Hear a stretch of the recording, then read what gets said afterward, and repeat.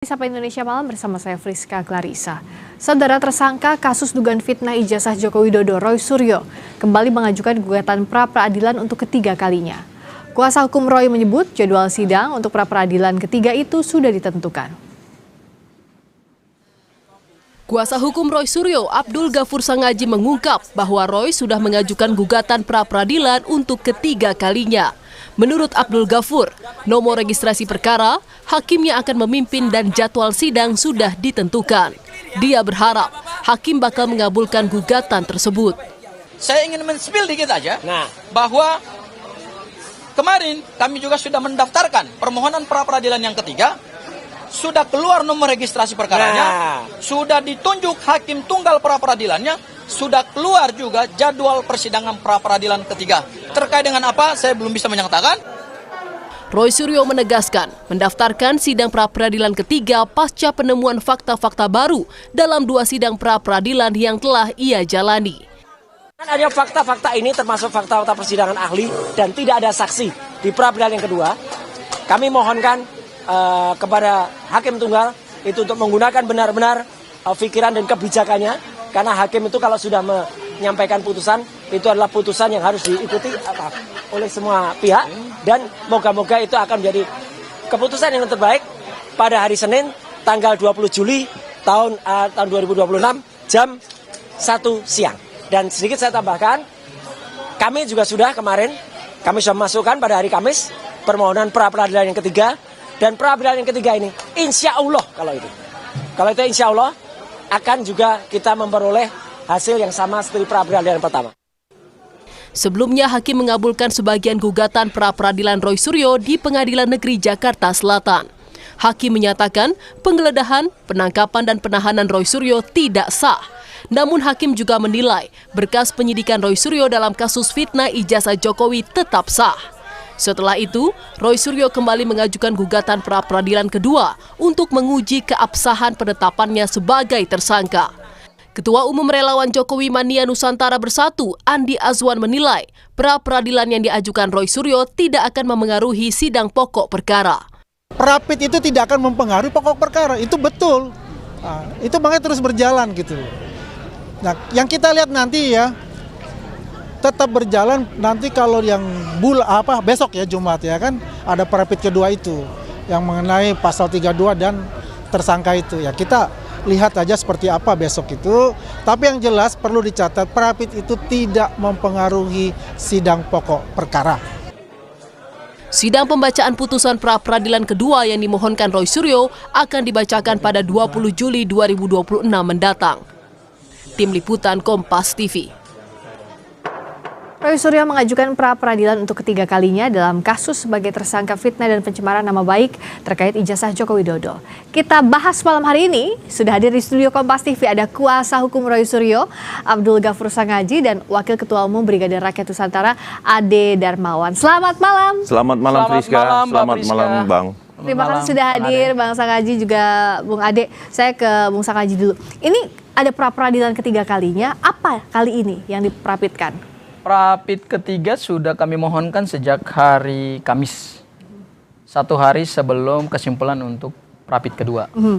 Dan pada rapid ketiga ini tentu objeknya berbeda dengan 2 rapid sebelumnya. Apa itu? Yaitu berdasarkan putusan dari rapid pertama, karena yang dimohonkan pada rapid pertama itu bukan hanya sekedar penangkapan, penahanan, penggeledahan yang harus dinyatakan tidak sah dan melanggar hukum, tetapi juga harus ada ganti kerugian dan kemudian rehabilitasi terhadap nama baik seseorang akibat penangkapan dan penahanan, bukan status tersangka ya.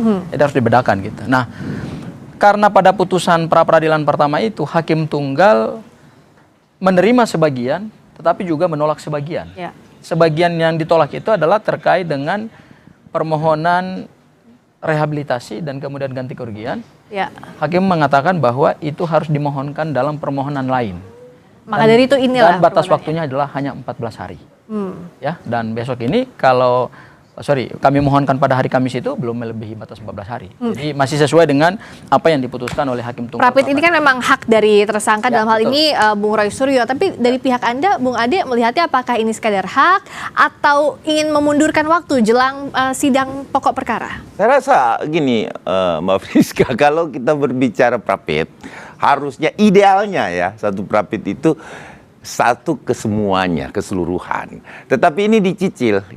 Saya mengibaratkan gini, ibarat beli panci di tukang kredit, dicicil. Apa bedanya memang Artinya kalau gini, bisa saja kan teman-teman ini langsung saja. Jadi misalkan katakan rehabilitasi, kemudian penetapan tersangka, kemudian KAP dan HAN, penahanan dan lain-lain sebagainya. Itu bisa satu rangkaian sebenarnya. Tapi memang ini kayak dicicil kan. Artinya tentu ada strategi khusus, itu monggo sah-sah saja karena tidak diatur. Tetapi alangkah eloknya kalau menurut saya sih sebaiknya untuk Prapit yang ketiga kenapa nggak dimasukin semua lagi terkait pasal. Kan ada 6 pasal, 4 pasal lah. 4 pasal atau 5 pasal lah. Ya jangan satu-satu gitu, 32-nya, kemudian 35-nya. Itu kan ibarat kata ya seperti saya katakan tadi bahwa ya sama seperti beli panci di tukang kredit. Bang Sangaji dianggapnya sebagai mencicil. Kalau pencicilan itu boleh kok di dalam hukum jual beli. Apalagi sama tukang kredit ya. Kan boleh. Kalau mau dianalogikan tadi oleh Bang Ade bahwa ini seperti kita mencicil barang, ya mencicil itu kan boleh. Ya nggak boleh itu kan mengambil orang, mengambil barang orang tanpa hak, bisa kena pencurian atau penggelapan atau penipuan, ya kan? Nah, jadi artinya strategi. Sesuatu yang dibolehkan oleh hukum itu sepanjang tidak melanggar maka boleh dipakai. Ya, apalagi ketika kita bicara pra peradilan. Kalau dikatakan mencicil antara penangkapan, penahanan, penggeledahan, upaya paksa kita sebut dengan adanya permohonan ganti kerugian dan kemudian rehabilitasi nama, sebenarnya sudah kami masukkan dalam satu permohonan. Jadi nggak benar juga. Jadi karena Bang Ade bukan nggak benar. Ini persepsi saya. Jadi Anda tidak bisa mengatakan saya nggak benar. Ya, maksudnya persepsinya salah gitu. Ya, tidak bisa salah dong. Jelas. Namanya persepsi kan jelas salah.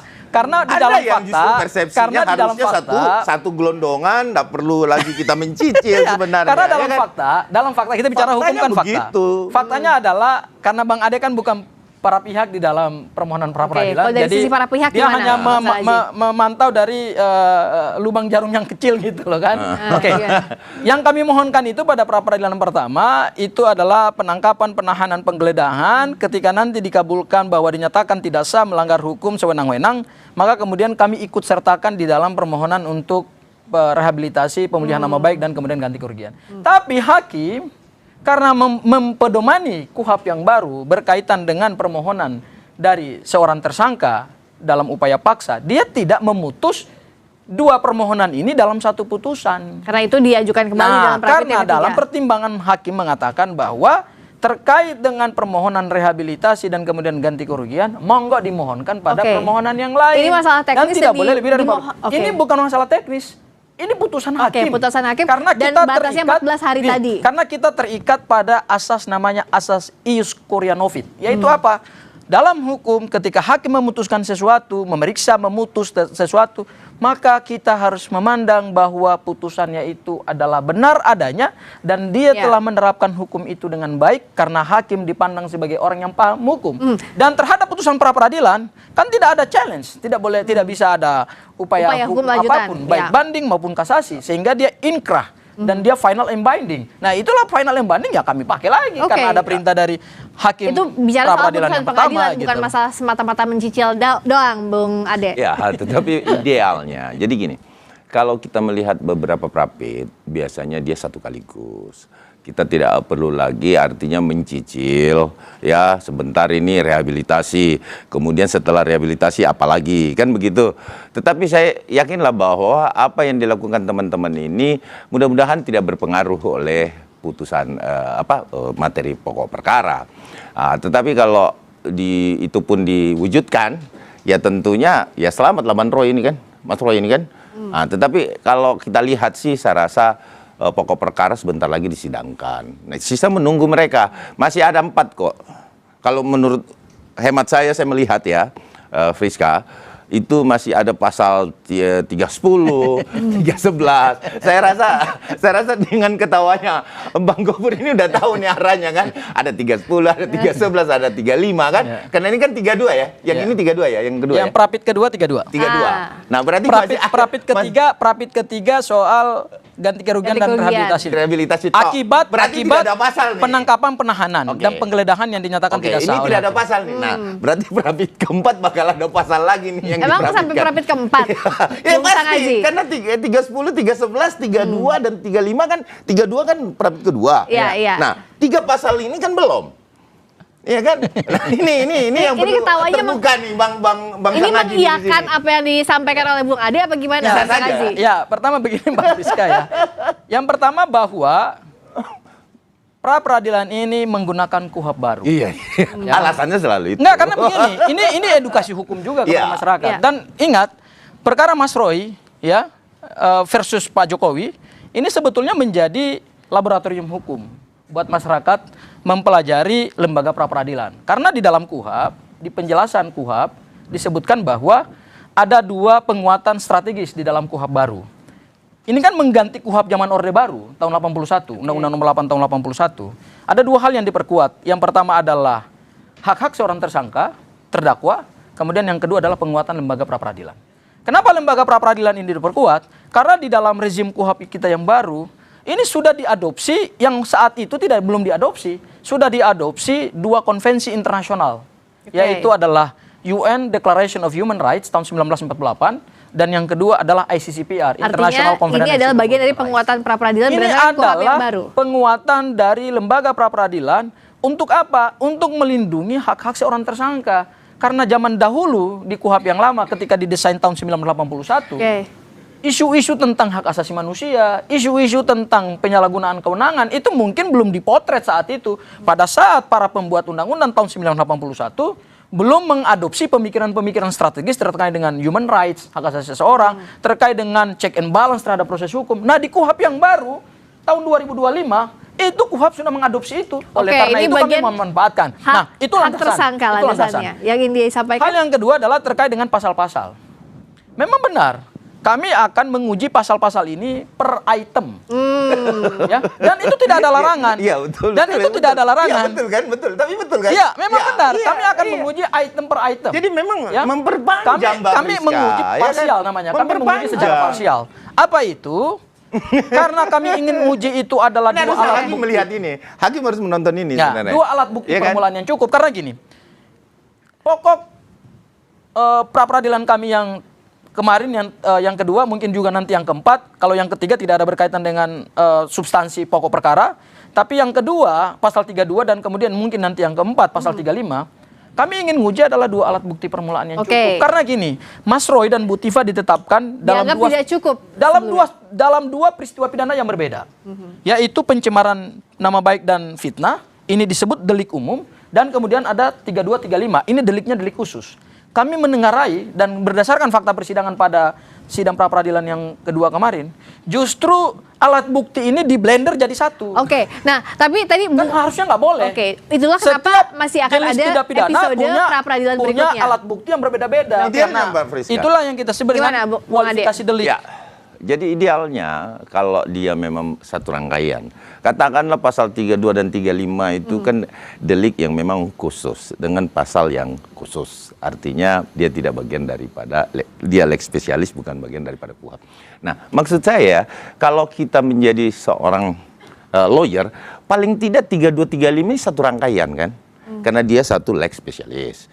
Kemudian nanti 310, 311 yang sekarang sudah berubah, ya kan? Itu diuji satu rangkaian. Berarti 2 kali. Artinya kok kenapa harus satu-satu? Nah, inilah yang mencerminkan bahwa ada niatan teman-teman untuk memang sengaja memperpanjang waktu ini. Tapi sok nggak apa-apa, kita lihat, kita ikuti. Apakah hakim seperti apa nanti memutuskan, karena kita kembali lagi. Mungkin bagi hakim kan. Memperpanjang waktu ini apakah bagian dari strategi, dan jika iya untuk apa? Sesaat lagi di Sapa Indonesia Malam kami segera kembali. Masih di Sapa Indonesia Malam bersama dengan kuasa hukum Roy Suryo Abdul Ghafur Sangaji dan Wakil Ketua Umum Brigade Rakyat Nusantara Ade Darmawan. Jadi kalau Bang Ade lihat ini jadi bagian strategi untuk memperpanjang waktu.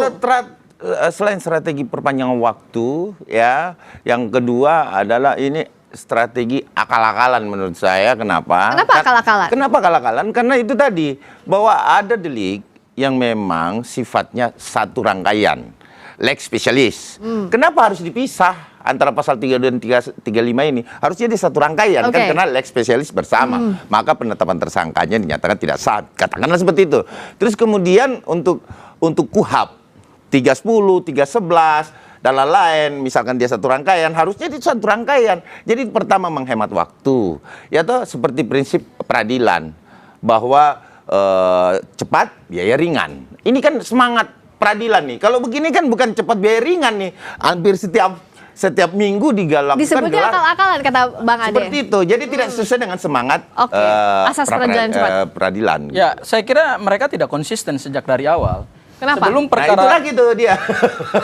Oke ya, aku dulu ya, Bang. Ya, silakan. Sebelum perkara limpah ke jaksa penuntut umum dan jaksa penuntut umum melimpahkan ke pengadilan, mereka kan selalu menantang kami untuk pra peradilan.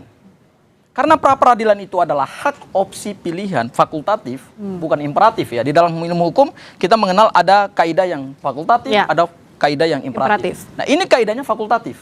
Karena dia kaidahnya fakultatif, pada saat yang tepat kami akan mengambil langkah hukum. Dan pada saat berkas sudah dikirimkan ke pengadilan, karena kami terikat atau hukum atau pengadilan terikat pada ketentuan pasal 163 ayat 1 huruf E bahwa permohonan pra peradilan akan menunda pemeriksaan pokok perkara, kemudian di menit-menit itulah kemudian kami menggunakan hak hukum kami untuk menguji satu, upaya paksa penangkapan penahanan yang alhamdulillah sudah dikabulkan. Kemudian kami masuk kepada pokok perkara, yaitu kami ingin menguji dasar penetapan tersangka dengan 2 alat bukti permulaan yang cukup. Kemarin pasal 32. Kemudian mungkin nanti akan ada pasal berikutnya lagi yang kami uji gitu. Apakah ini adalah akal-akalan? Kalau akal-akalan saya kira diksi ini tidak tepat. Ini demi kepentingan pendidikan edukasi hukum juga kepada publik. Karena kalau disebut akal-akalan, berarti kami melakukan suatu langkah hukum yang tidak berdasar secara kaidah. Sementara ini ada Sementara ini ada kaidah hukumnya. Menurut saya, di dalam kita menilai suatu proses penegakan hukum, tidak bisa berdasarkan asumsi kita. Tidak bisa kemudian kita menuduhkan seseorang melakukan ini secara akal-akalan. Saya nggak setuju dengan diksi akal-akalan. Ini menyesatkan publik gitu. Dan ini nggak sesuai dengan komitmen mereka sejak dari awal. Katanya kan kami ditantang sejak dari awal. Tapi sekarang kami pakai hak hukum itu. Bang Ade gimana? Kita sepakat Pak Gofur bahwa Pak Gofur melakukan langkah-langkah hukum yang tentunya tidak diatur, bahwa tidak dibatasi di KUHAP berapa kali pra peradilan. Oke, sepakat.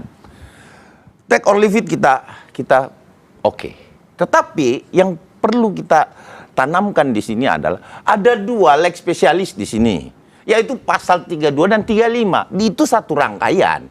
Kenapa tidak satu rangkaian pasal 32, 35, kemudian KUHAP-nya 310, 311 katakanlah mau diuji juga, ya kan? Kenapa tidak satu rangkaian jadi 2? Jadi semangat tentang peradilan yang cepat, kemudian berbiaya ringan, itu bisa kita wujudkan bersama, gitu loh. Nah, ini hakim harus nonton bahwa kemudian ada strategi yang memisahkan antara pasal 32, 35, kemudian pasal 310, 311 itu nanti juga dicicil kayak orang nyicil panci, ya kan? Nah, ini adalah hal-hal yang menurut saya kurang mengena bagi etika dalam berperkara. Kenapa? Karena tidak ada di sini semangat berperadilan cepat, biar ringan, tidak ada itu.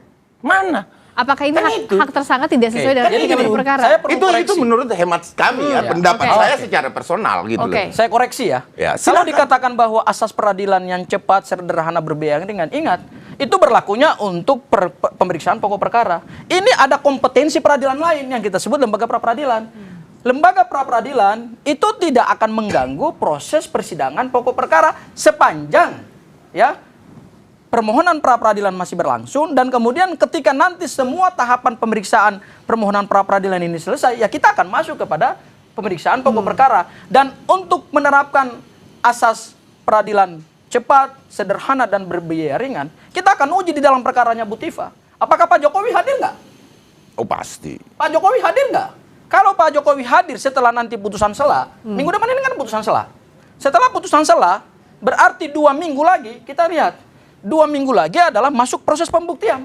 Karena setelah putusan sela, kalau misalnya eksepsi atau nota perlawanan Bu Tifa diterima, berarti tidak dilakukan proses pemeriksaan terhadap pokok perkara atau tidak Oke. masuk tahap pembuktian. Tetapi ketika nanti Bu Tiva nota perlawanannya ditolak, ya, yang diterima adalah keberatan dari jaksa penuntut umum, berarti masuk kepada pembuktian. Kita menunggu apakah asas peradilan yang cepat, sederhana, dan biaya ringan seperti yang tadi disampaikan oleh Sekjen Pradi Bersatu akan diterapkan nggak oleh mereka dalam perkara Bu Tiva. Artinya Pak Jokowi harus hadir 2 minggu lagi. Pak Jokowi memastikan hadir Sehingga terakhir kan? peradilan itu akan cepat Oke. dalam Biarkan- perkaranya Bu biarkan Tiva. Oke, Bang Ade. Ya, oke. Jadi terkait Pak Jokowi hadir, saya meyakini itu. Kenapa? Karena Pak Jokowi berkali-kali menyampaikan, tidak hanya di pertemuan kami, tapi juga di beberapa media, bahwa beliau juga akan hadir. Akan memastikan semuanya dan membawa ijazah, bahkan diberikan bonus. SD dan SMP-nya juga akan dibawa. Kemudian nanti disatukan untuk menunjukkan SMA dan S1-nya. Artinya, saya rasa beliau akan hadir dan saya bisa pastikan itu beliau akan hadir dan siap banget untuk Artinya kalau pokok perkara nggak akan ada masalah dong? tidak kalau akan ada masalah. Jokowi Justru inilah sebenarnya keinginan Bapak Insinyur Joko Widodo untuk menyampaikan kepada publik. Terus terang Pak Jokowi tidak konsen pada penangkapan, tidak konsen pada pemenjaraan, Oke. tetapi ingin menyampaikan kepada publik bahwa ini loh fakta yang sebenarnya. Baik. Bahwa saya berkuliah, saya melakukan perkuliahan, kemudian mendapatkan ijazah dari UGM sesuai dengan apa yang ada fakta persidangan dan fakta yang ada. Ya. Yang Mbak Priska, tapi Singkat saja. ini tidak lagi konsisten ini sama Sekjen Pradi Bersatu. Oke, kenapa singkat saja? Mereka katakan bahwa Pak Jokowi tidak konsen terhadap upaya paksa penangkapan penahanan. Tetapi ingat, sebelum penangkapan dilakukan dan penahanan dilakukan, mereka telah mengirimkan surat permohonan penangkapan Begini, upaya paksa terhadap Polda Metro Jaya. Oke. Inilah yang kami lihat. Ini yang kami lihat Sang bahwa Haji. mereka Bung Sang Haji, sebentar. justru menegaskan sesuatu yang Bung Sang Haji, ini kontradiktif gitu loh. pendapat dari Pak Jokowi. Ya. Ya, bukan pendapat para pelapor lain. Sebentar, Anda jangan mendiskreditkan bahwa Pak Jokowi ingin penahanan. Oh tidak, Pak Jokowi dari dulu tidak konsen pada itu. Tetapi kalau kami atau pelapor lain, ya teman-teman, inginnya ya memang harus dilakukan Oke. penahanan. Dan mereka melakukan upaya untuk memohonkan penangkapan penahanan. Padahal laporan mereka itu digugurkan oleh jaksa penuntut umum dan tidak masuk dalam surat dakwaan. Jadi jangan Artinya mereka ini penumpang gelap. seseorang Mereka penumpang gelap dalam perkara pidana ini. Mereka memaksakan laporan warga hukum, negara tapi Indonesia kemudian untuk melaporkan siapapun yang digugurkan melanggar pidana. oleh jaksa penuntut umum. Itu yang Ya. paling penting. Oke. Anda pun berhak untuk melaporkan siapapun. Ini penumpang gelap. Ya, Dalam Anda perkara pidana berhak ini. melaporkan siapapun. Ya kan? Anda pelaku pidana kok. Oke. Anda punya Saya bukan klien. pelaku pidana. Maaf, klien Anda kok jelas-jelas kok Ngomong-ngomong. memfitnah kok. Nah, Oke, ini oke. disebut pelaku pidana. Oke, oke. Ini salah Fitnah lain. kok. Ini salah. Oke, oke. Bung Beliau Sang itu Haji dan Bung tersangka. Ade. Ya, Oke. masih seseorang disangka. Kita harus menghargai dong asas Dua praduga alat tidak bukti udah bersalah. cukup kok. 2 alat bukti penetapan Datang ke tersangka. kuburan memfitnah Tapi orang lah dan lain-lain sebagainya. ini nggak benar ini. kan yang benar. Kasihan Itu yang publik. tidak benar. Oke, Ini oke, menyesatkan Bung Ade. publik ini. Oke, Bung Ini Ade, artinya Bung mendidik Sang publik Haji, ini. kalau di sini pembuktiannya nggak akan ada tidak akan ada implikasi hukumnya. Nanti Ya. pembuktian nanti di persidangan Iya, dan yang betul, kita tunggu sepakat. adalah pra peradilan ya. Sepakat, Nanti sepakat. tanggal 20 ya. Terima kasih banyak Bung Sang Haji, terima kasih juga Baik. Bung Ade sudah hadir Terima kasih, Sapa Indonesia Malam. Berikutnya saudara kami akan kembali dengan sorotan lainnya. Militer Amerika Serikat menyebut telah mengakhiri gelombang serangan udara terbaru yang ditargetkan